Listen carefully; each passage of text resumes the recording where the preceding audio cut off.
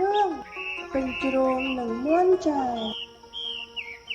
មានកញ្ជ្រោងមួយក្បាលដើរទៅឃើញមាន់ចាយទុំលើដើមឈើ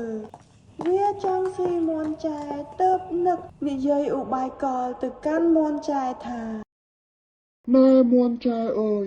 ព្រះឥន្ទ្រីទ្រង់ត្រាស់ប្រើឲ្យខ្ញុំកាន់អាជ្ញាមកប្រកាសប្រាប់បណ្ដាមិត្តដែលធ្លាប់ចងពៀសត្រូវនឹងគ្នាម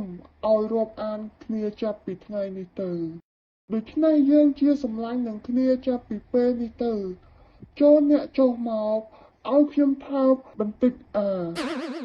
មាន់ចាយមានប្រាជ្ញាវៃឆ្លាតក៏តបទៅកញ្ជ្រោងវិញភ្លាម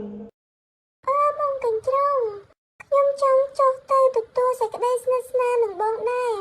តែខ្ញុំមកជាមួយបងឆ្កែគាត់ទៅរកស៊ីទីព្រៃបាត់ពុំទាន់មកដល់យើងចាំជួបជុំគ្នា3-5នឹងបានអោបក្រសោបគ្នាតាមសេចក្តីស្និទ្ធស្នាលតែម្ដងមាន់ចាយនិយាយចប់ធ្វើបែរសម្លឹងរកឆ្កែហើយស្រែកថាបងសុខុនអញ្ជើញមកហើយឆាប់មកនេះមកបងកញ្ជ្រោងគាត់រងចាំបងឯកញ្ជ្រោងឮថាឆ្កែមកក៏ភ័យព្រោះខ្លួនខ្លាចឆ្កែខំស៊ីដែរទើបម្នីរត់ចេញពីទីនោះចូលព្រៃទៅពេលនោះមាន់ចាយរឹតតែបង្អើបងកញ្ជ្រោង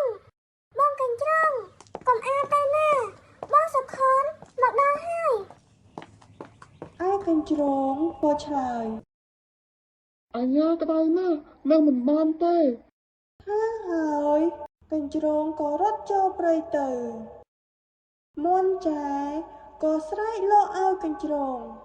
ចោលមកសៀតគេតែមកពោលពាក្យថាព្រះរាជាអញ្ញា